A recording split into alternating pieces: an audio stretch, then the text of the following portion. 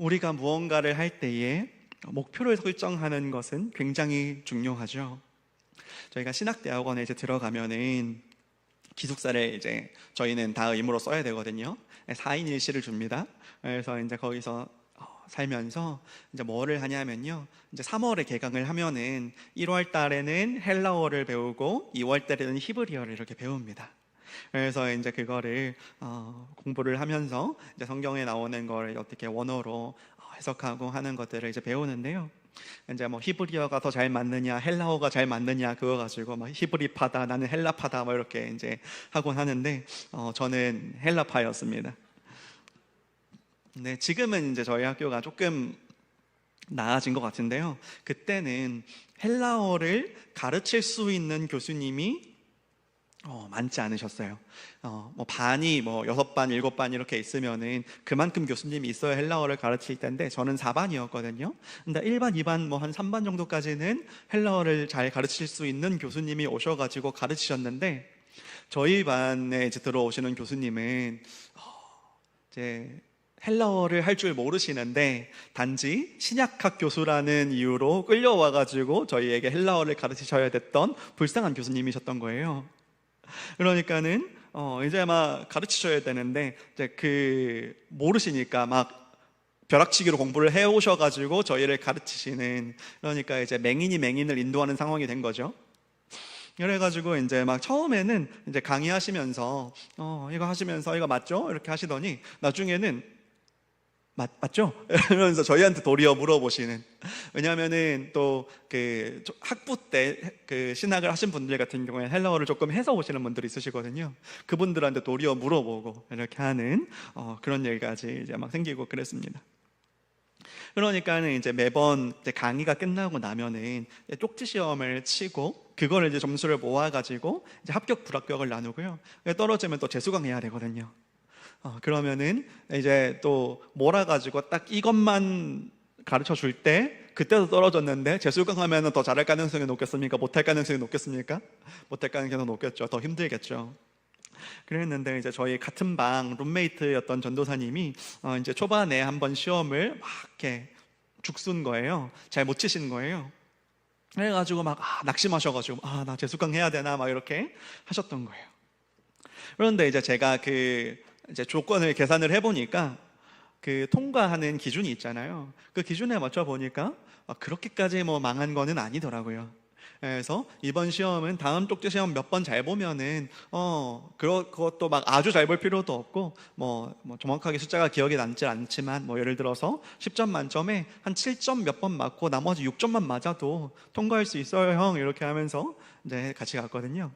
그렇게 했더니 이제 어렵고 막 복잡하고 이런 것들은 그냥 과감하게 틀려버리고 아는 것만 우리 갑시다, 쉬운 것만 잡고 갑시다, 이렇게 해가지고 갔어요. 그랬더니 어떤 때는 8점도 맞고 9점도 맞고, 그래서 결국에는 통과해야 되는 점수를 간당간당하게 넘은 게 아니라 조금 넉넉하게 통과를 하셨습니다. 나중에는 그러니까 급한 사역이 있어가지고 시험을 하루 못 봐도 다른 날 점수를 조금 받아 놓으니까 괜찮겠다 하는 정도까지 됐어요. 저희는 이거를 막 기적의 계산법이라고 불렀는데요. 그렇게 해서 이제 정확하게 계산을 해가지고 목표에 맞춰서 하다 보니까 통과를 하게 되었습니다. 목표가 아주 높지 않으면 그렇게 해도 됩니다. 그런데 저희가 맹인이 맹인을 인도하는데 어떻게 그러면 저희가 헬라어를 배웠냐고 하면은 교수님이 와가지고 수업을 하신 다음에 끝나고 나면은 조교 전도사님들이 오셔가지고 다시 이거를 복습하는 시간을 가지는데요. 그분들은 이제 저희 한두 학년 선배들이시거든요. 이분들은 아주 치열한 경쟁을 해가지고 헬라어를 전체 학년 전체에서 아주 잘하시는 분들만 모아가지고 아주 잘하시는 사람들 중에서도 떨궈가지고 정말 진짜 잘하시는 분들만 남아가지고 오신 거예요. 그분들이 이제 복습을 시키러 오신 건데 앉아가지고 수업 듣는 사람들이 처음 듣는 내용으로 이렇게 앉아 있는 거죠. 앞에서 안 배웠어요? 그러면 안 배웠어요. 이러고 이제 그때부터 수업을 들어가지고 저희는 이제 헬라어를 배웠는데요. 그분들이 이제 잘 가르쳐 주셔가지고 저는 헬라어를 배웠습니다. 담임 목사님 헬라어 조교 하셔가지고 아마 잘 아실 텐데, 네, 그러니까 진짜 그분들은 완전 프로 중에 프로시거든요. 마치 우리 양궁 국가대표 선발전이 금메달 따는 것보다 더 어렵다고 하는 것처럼 그분들 그렇게 이제 하셔가지고 하신단 말이죠. 그래서 제가 그러면 안 됐는데 그런 얘기했어요. 나는 나중에 교수는 해도 조교는 못하겠다, 그런 얘기를 하고 다니고 그랬습니다. 사람이 교만해서 그래요. 아무튼 제가 교수님보다는 헬라어를 조금 더 잘하긴 했습니다. 근데 만약에 조교가 된다고 시험을 본다면 아까 그런 마음 가지고 할 수 있을까요? 이건 조금 어려우니까 이거는 뭐 과감하게 틀리고 이거 아는 것만 잡고 가자 그랬으면은 조교가 되는 시험은 통과할 수 있을까요? 그건 못하겠죠, 그렇죠? 그렇게 하면 안 되는 거예요. 그러니까 저희도 뭐 그래도 막 밤 12시까지 하고 막 새벽 2시까지 하기도 하고 막 그렇게 하면서 공부해가지고 시험을 봤어요. 그렇긴 했지만 또 막 중간중간 뭐 치킨도 시켜 먹고 뭐 보드게임도 하고 그러면서 이제 했거든요. 남자 넷이 기숙사에 모여가지고 뭘 하겠습니까? 그러면서 이제 공부하면서 했는데, 이게 조교 시험 본다 그러면은 그렇게 막 설렁설렁 할 수 있는 게 아니란 말이죠. 그러니까 무엇을 할 때의 목표 설정이라고 하는 건 굉장히 중요합니다.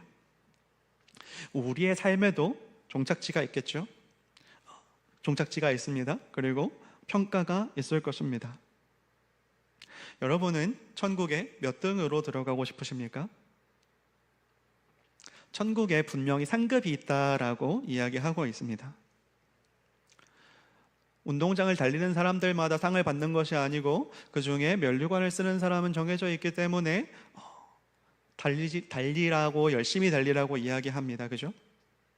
그런데 만약에 내가 천국에 꼴등으로 들어가고 싶다, 내가 그냥 천국에 꼴등으로만 들어가도 좋다, 그렇게 얘기하는 것도 좋습니다. 지옥에서 1등하는 것보다는 낫겠죠. 분명히 천국에서 이제 꼴등하는 사람이 있을 거고 지옥에서 1등하는 사람이 있을 겁니다.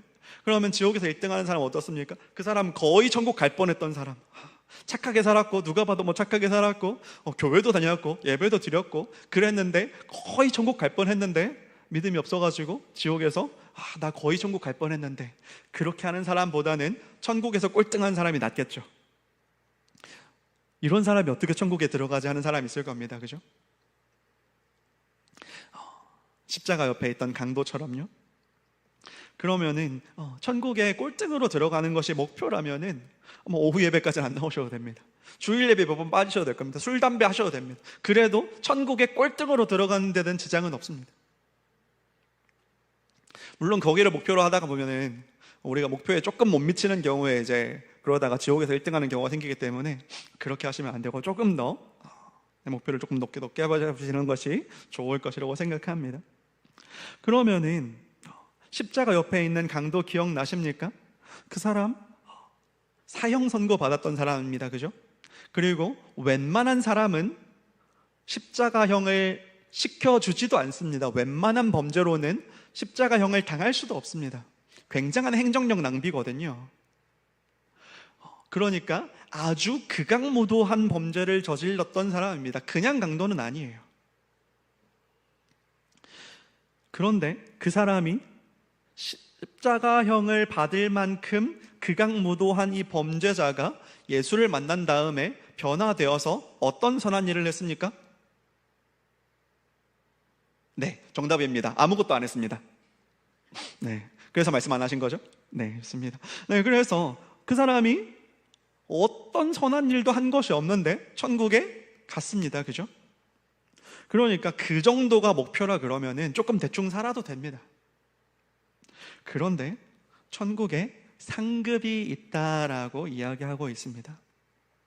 고린도전서 3장에서 이렇게 이야기하고 있습니다. 누구든지 금이나 은이나 보석이나 나무나 풀이나 지프로 이 터 위에 세우면 각 사람의 공적이 나타날 것인데 불로 나타낸다라고 이야기합니다. 그러면 이제 불로 태우고 나면은 이제 나무나 풀이나 지프로 된 거는 타서 사라지겠고, 보석이나 금이나 은은 그 형태는 녹아서 달라질지라도 그대로 남아 있겠죠, 그렇죠? 그래서 그 공적이 그대로 있으면 상을 받고 그 공적이 불타면 해를 받으리니 자신은 구원은 받되 불 가운데서 받은 것 같으리라, 이렇게 이야기합니다. 불 가운데서 구원을 받는다라고 하는 것이 무엇인지 찾아봤더니 칼빈이 이런 이야기를 했더라고요. 마치 어떤 사람이 자기 집이 불타는 것을 보면서 귀중품을 구하기 위해 불 속으로 뛰어들었다가 결국은 모든 것을 잃고 옷이 그을리고 몸을 상한 채 자기 자신만 겨우 빠져나오는 것과 같다, 이렇게 이야기합니다. 그러니까 부끄럽게 천국에 들어가게 될 거라는 거예요. 옷이 다 타버려서 거의 이제 여기 번역에는 그렇게 안 되어 있는데 원문에는 이제 naked라고 되어 있더라고요. 나체로 옷이 다 벗겨져서 타서 몸도 이제 그을린 상처를 입은 채로 천국에 들어가는 것과 같다라고 이야기합니다. 그것이 목표라 그러면 십자가 옆에 있는 강도처럼 살아도 될지 모릅니다. 그러나 우리의 목표가 거기에 있지 않지 않습니까? 천국에서 우리가 상급을 바라고 살아간다면 우리는 어떻게 살아야 할까요? 천국의 상급이라는 것이 옛날에 어떤 목사님들이 이야기했던 것처럼 누구는 100평짜리 아파트에 살고 누구는 다 쓰러져가는 초가집에 살고, 그건 아닐 거라고 생각합니다. 그냥 단순히 더 좋은 집이나 더 좋은 금은 보화를 말하는 것은 아닐 겁니다. 하나님을 더 많이 알고 그분의 영광에 더 가까이 참여하는 것일 겁니다. 우리가 천국에 가면은 우리가 아는 얼굴들 많이 만나지 않겠습니까? 그러면은 그들 중에는 사도 바울과 같은 혹은 모세와 같은 그런 사람들 보면 우리가 아주 존경하고 거기서도 그 사람과 더 대화하고 싶어서 그 사도행전에 나와 있지 않은 그 뒷이야기들, 이런 것들 궁금해서 가보지 않겠습니까? 그런데 또 거기 보면은 그렇게 멋있지 않게 살았던 사람들도 많이 나온단 말이죠. 그 사람들 중에서도 천국에 들어갔던 사람들이 있을 거란 말이죠. 그러면은 그 사람들을 볼 때 우리가 아주 존경스러워 하겠습니까? 당신도 여기 들어왔군요. 그러면서 이제 당신은 못 들어왔을 수도 있을 거라고 생각했는데, 이런 마음을 가지고 있을 수도 있겠죠. 그것이 천국에서의 상급이고 그것이 천국에서의 그 불 가운데 구원을 받은 자의 모습입니다. 저도 예전에는 그런 적이 있었거든요. 제가 이제 20대 때 노는 게 너무 좋은 거예요. 저는 이제 열심히 놀았거든요. 밤새서 놀고, 그래서 이제 밤새서 이렇게 놀고 새벽에 들어와가지고 자고, 그 다음에 이제 다시 일어나가지고 이제 토요일날 열심히 놀아서 이제 주일날 교회 가려 그러니까 얼마나 힘듭니까? 교회를 이제 안 다니고 싶었어요. 교회를 이제 그만 다니고, 어차피 예수만 믿기만 하면 천국 간다는데 내가 지금부터 교회를 다닐 필요가 뭐가 있냐, 나는 환갑 때 오겠다 그러고는 교회를 떠나려고 마음을 먹고 있었어요. 그랬는데 그때 사건이 생겨가지고 교회를 못 떠났다가 아직까지 못 떠나고 지금 이러고 있습니다. 그런데 제가 지금 후회할까요? 그때 떠났을까요? 그때 떠났어야 지금 술을 조금 더 마시고 클럽을 조금 더 가고 그랬으면 결혼도 아닐 것 같아요. 네. 그거 후회할까요? 천국의 상급을 쌓고 있는 지금의 삶이 훨씬 더 좋습니다. 저는 아직까지 내가 너무 일찍 교회 다녔어, 나 조금 더 놀다 다닐걸, 이렇게 후회하는 분을 아직까지 한 분도 못 봤습니다. 내가 더 순종하지 못해서, 내가 젊을 때 더 하나님 위해서 시간 쓸 수 있었는데, 내가 젊을 때 선교 갔다 올걸, 내가 젊을 때 더 열심히 순종할걸, 그래서 내가 나중에 천국 가서 상급이 없을까봐 내가 너무 늦게 하나님 만났어, 그렇게 후회하는 분들은 제가 너무 많이 봤거든요. 저는 목회자로 부르심을 받기 전에 먼저 선교사로 부르심을 받았습니다. 그때 어떤 이야기를 들었냐면요, 제가 왜 선교를 해야겠다고 마음을 먹었었냐면요, 북한 지하교인들에 대한 이야기를 들었습니다. 그분들은 자유롭게 예배를 드릴 수 없잖아요, 그죠?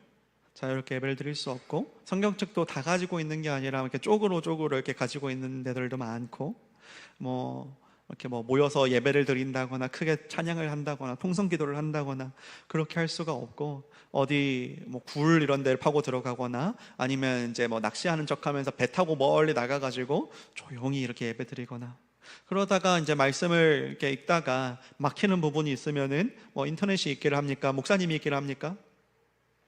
그런데 그들이 이제 남조선에 가면, 남한에 오면, 대한민국에 오면 여기는 자유롭게 예배드리고 목사님도 있고 성경도 다 있고 성경을 읽는 것을 도와줄 수 있는 책들도 많고, 그러니까 그 사람들은 얼마나 뜨거울까 하는 기대를 가지고 있대요. 약간 느낌이 좀 쎄하죠? 그분들이 탈북해가지고 와서 예배를 드려보면 실망을 한대요. 그들이 기대했던 모습이 아니었던 거죠. 그들이 기대했던 모습은 정말로 뜨거운 모습일 거라고 생각했는데 자기들보다 지금 막 숨어가지고 예배드리고 있고 지식도 부족하고 도움도 없는 자기들보다 자유롭게 예배드리는 남한에서는 훨씬 더 뜨거울 거라고 기대했는데 자기들보다도 못한 신앙생활하는 모습을 보면서 실망을 한다는 거예요.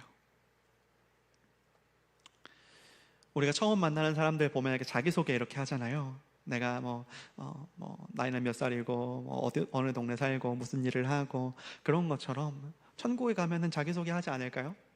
천국에 가면은 내가 어느 나라에서 태어났고 몇 년도에 태어났고 어떤 삶을 살다가 언제 죽었습니다, 왜 죽었습니다, 이런 이야기들을 하게 되지 않을까요? 그때에 내 옆에 있는 사람이 북한 지하교인이 예수 몰래 믿다가 들켜가지고 너 예수 부인할래 죽을래 질문하길래 저 죽겠습니다 그래가지고 죽었다, 그 얘기를 하고 있는 그 옆에 제 모습이 그때 생각하기에 너무 부끄러운 거예요. 그때 그냥 나는 남한에서 태어나가지고 그냥 교회 다니다가 병원에서 늙어 죽었습니다 라고 이야기하는 게 너무 부끄러울 것 같은 거예요. 이대로 살면 안 되겠다, 나도 천국에 뭔가를 쌓기 위해서 살아야겠다라고 결단하고 하나님, 저 하나님을 위해 살다가 하나님을 위해서 죽겠습니다, 그렇게 결단했습니다. 우리는 이 땅에서 무언가를 쌓으려고 사는 사람들이 아니잖아요. 천국의 보화를 쌓기 위해 사는 사람들 아닙니까? 그러니까 이 자리에 앉아 있는 거 아닙니까? 천국의 꼴등으로 들어가려면 오후 예배까지는 안 나오셔도 된다니까요. 근데 그렇지 않으려고 지금 여기 우리 치열하게 살아가고 계신 분들이지 않습니까? 그렇다면 우리는 어떻게 이 세상을 살아가야 될까요? 오늘 본문은 우리가 너무나도 잘 아는 본문입니다. 우리는 이야기를 너무 잘 알고 있죠. 예수님이 제자들을 찾으러 가실 때 이 갈릴리 바다에서 허탕치고 있는 베드로에게 가서 깊은 곳에 그물을 던져라 했던 그 날입니다. 제자들을 부르셨던 그날 이야기입니다. 오늘 이 본문에서 우리가 주목하고 싶었던 부분은 예수님의 부르심과 그 제자들의 반응 사이의 속도입니다. 예수님이 말씀하시자 그들이 곧 그물을 버려두고 예수를 따르니라 라고 이야기하고 있습니다. 곧 버렸다라고 이야기합니다. 그 그물과 배를 곧바로 버리고 예수를 따랐다라고 이야기하고 있습니다. 그들은 주저하지 않았습니다. 예수님, 그러면 이거 좀 팔고 현금화 좀 하고 그래서 갖고 가겠습니다 라고 이야기하지 않았어요. 그들이 그러면은 예수님 따라가면 뭘 주실 겁니까? 라고 묻지도 않았습니다. 예수님 4대 보험 됩니까? 라고 물어보지도 않았어요.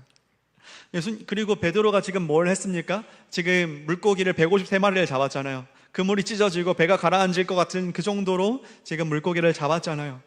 지금 153마리 세고 앉았는데 그 다음에 이거를 다 버려두고 예수를 따랐다라고 이야기합니다.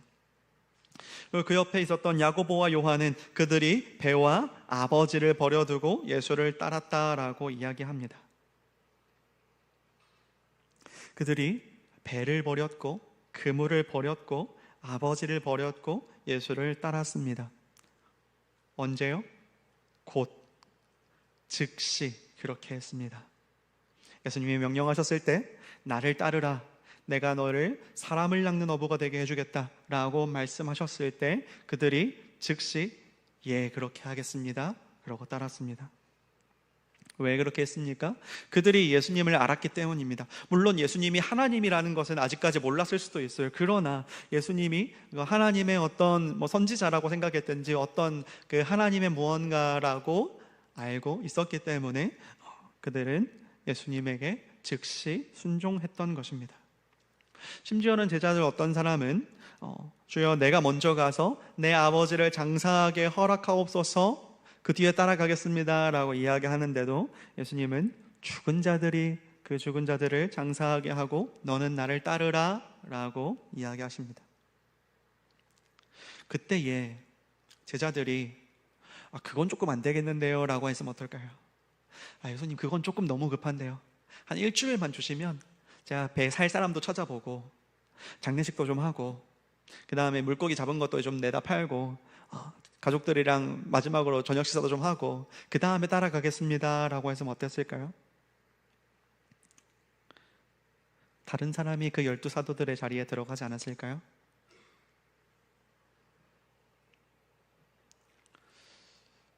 예수님의 어떤 명령은 예수님이 때로는 조금 더 길게 기다려주기도 하십니다. 우리가 하나님 안 할래요, 싫어요 하는데도 예수님이 끈질기게 기다려주실 때도 있습니다. 그러나 늘 그런 것만은 아닙니다. 우리에게도 동일한 부르심이 들려옵니다. 나를 따라오라. 너의 것을 내버려 두고 나를 따라오라. 이 부르심 앞에 우리의 모습은 어떻습니까? 이 세상이라고 하는 이 배 위에서 이 재물 혹은 우리의 목표, 우리가 가지고 있는 어떤 야망이라고 하는 어떤 이 그물을 놓지 못하고 머뭇거리고 있지 않습니까? 하나님, 이것만 빨리 좀 해결하고요. 하나님, 이것만 좀 안정되면요. 하나님, 이거는 제가 너무 오랫동안 꿈꿔왔던 건데요. 하나님, 이거는 제가 뺄 수가 없는 건데요. 하나님, 이것만 해놓고요. 그러면서 그 순종을 미루고 있지는 않습니까? 우리는 왜 머뭇거리는 걸까요? 왜 우리는 그렇게 즉각적으로 즉시 순종하지 못하는 걸까요? 여전히 내 안에 그 왕좌에 내가 앉아있기 때문이죠. 예수님을 구주로 인정한다고 말은 그렇게 하지만 사실은 그 자리에 내가 앉아있기 때문이죠. 그래서 그 결정권을 여전히 내가 쥐고 싶은 겁니다. 그 핸들을 내가 쥐고 싶은 겁니다. 그리고 내가 예수님의 말씀에 순종했을 때 내 손에서 놓게 되는 것이 무엇인지에 집중하게 되죠. 내가 무엇을 포기하게 되는가, 내가 무엇을 잃게 되는가, 거기에 매달립니다. 내가 배를 버려두는 것, 그물을 버려두는 것, 아버지를 포기하는 것, 그것이 나에게 얼마나 손해인지를 계산합니다. 그러나 이 제자들은 그렇게 하지 않았습니다. 제자들은 무엇을 잃을지에 집중한 것이 아니라 무엇을 얻을지를 보았습니다. 그들은 무엇을 보았습니까? 예수 그리스도를 보았습니다. 하나님을 보았습니다. 하나님의 명령을 보았습니다. 그리고 그들에게 말씀해 주신 그 비전을 보았습니다. 내가 너희를 물고기나 낚는 어부가 아니라 사람을 낚는 어부가 되게 하겠다라고 하셨던 그 약속을 보았습니다. 그래서 그들은 즉시 순종했고, 그래서 그 순종의 상을 그들은 받았습니다.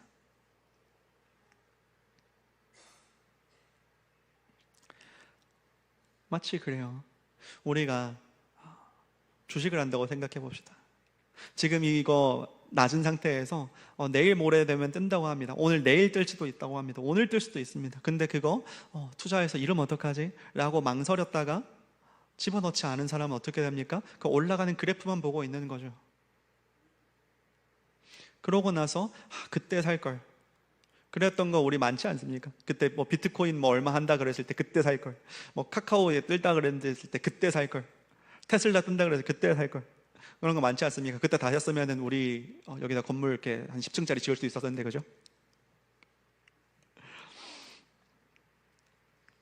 그런데 우리는 지금 내가 무엇을 잃을까? 이거 포기하면 어떻게 될까? 망설이다가 그 순종의 기회를 놓쳐버리고 그 순종의 기회를 잡은 다른 사람들의 모습만 우리는 보고 있지는 않습니까?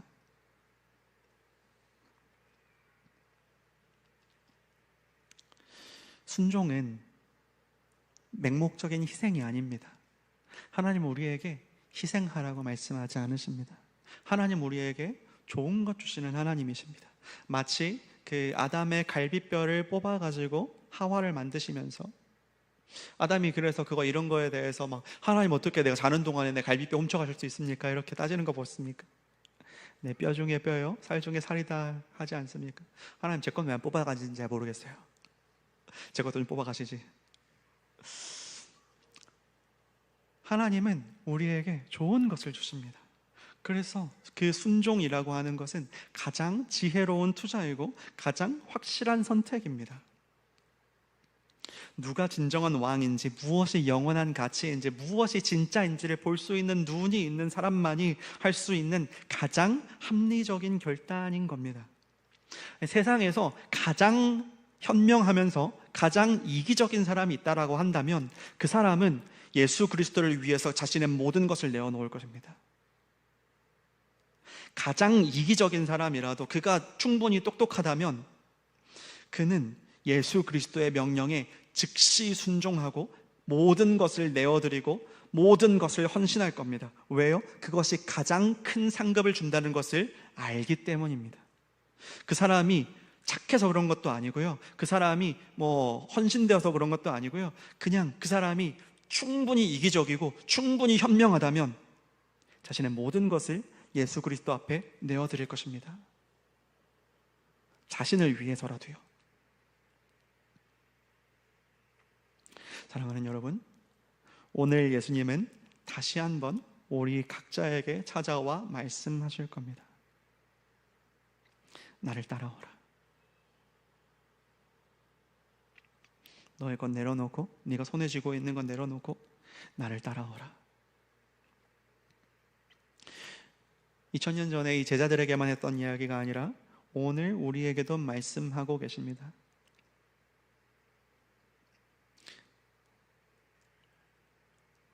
바로 지금 이곳에서 우리의 마음을 두드리는 그 말씀이 있을 겁니다.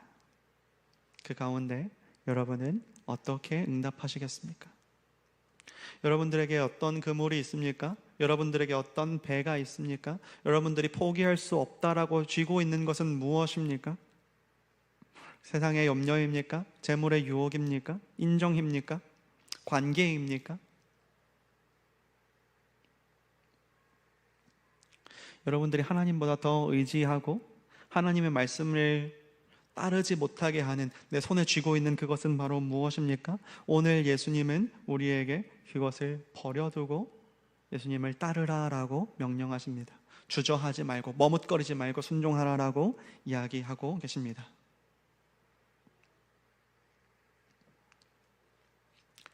사실은 쉽지 않은 것 저도 알고 있습니다. 저도 이번 주에 설교를 할 거를 알고 있으면서도, 설교 준비를 하고 있으면서도 예수님이 하나님이 저한테 말씀하셨을 때 제가 바로 예 이렇게 하지 않고요, 예 이렇게 그렇게 했었거든요. 어렵습니다. 두렵거든요. 그런데 하나님은 우리에게 좋은 것만을 주십니다.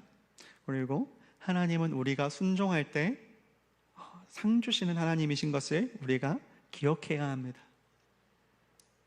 제가 2021년에 이제 우즈베키스탄으로 사역을 하러 가기로 이제 2020년 말에 결단을 했습니다. 결단을 하고는 이제 어쨌든 어머니한테 예의상 말씀을 드려야 되니까 말씀을 드렸어요. 우즈베키스탄으로 사역하러 가기로 했습니다. 그랬더니 이제 어머니께서 이제 막 우시는 거예요. 아들이 이제 우즈베키스탄으로 간다 그러니까, 우즈베키스탄 뭐 하는 곳인지 잘 모르셨잖아요. 그죠? 저 오기 전까지 잘 모르셨잖아요. 저희 어머니도 모르셨고 저도 몰랐거든요. 저도 혹시 소 타는 곳은 아닐까 그러고는 이제 구글맵 찾아보니까 소 타고 다니진 않아가지고, 그리고 차는 다니더라고요. 그래가지고 이제 갔는데요, 저희 어머니도 그러셨겠죠. 더 그러셨겠죠. 그러니까 이제 막 우시는 거예요. 그러면서 네가 하나님 말씀 잘못 들은 거 아니냐, 다시 한번 기도해봐라, 그렇게 이야기하셨어요. 그래가지고 제가 또 이제 그런 말씀은 또 잘 듣습니다. 제가 딱 그만큼만 말 잘 듣거든요.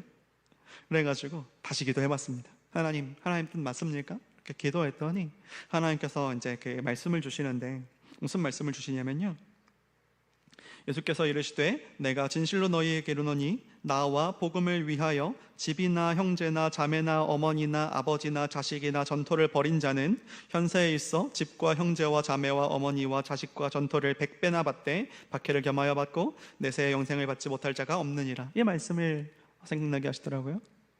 그래서 어머니를 과감하게 버리고 우즈벡으로 갔습니다. 네, 버리질 않았어요. 네.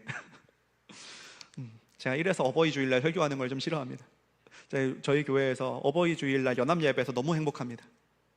제가 어버이 주일날 설교할 때 할 이야기가 없어요.